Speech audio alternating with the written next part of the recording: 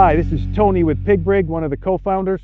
I'm here today just to review some elements of picking a site to place your trap.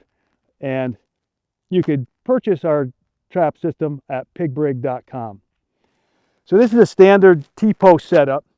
And what we try to do is place this trap in the area where pigs are most active and not just where your cell service allows you to set a trap. And one thing we have run into is excessive muddy areas and or the ground freezing and thawing. So as you pick a site, even subtle changes in elevation can make a difference on having a big muddy pig wallow and having a trap environment that's most conducive to be successful.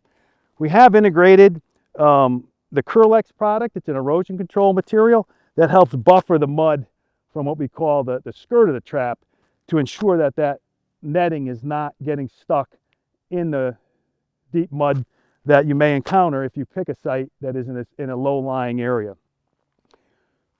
You can also set our trap directly in the woods.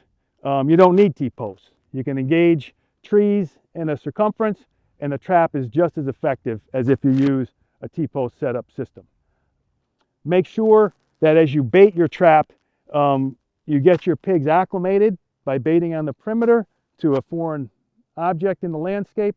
So you have bait on the outside, you have bait in the center, and during that conditioning phase, you'll want to have your ground cover, if necessary, which is an infrequent situation.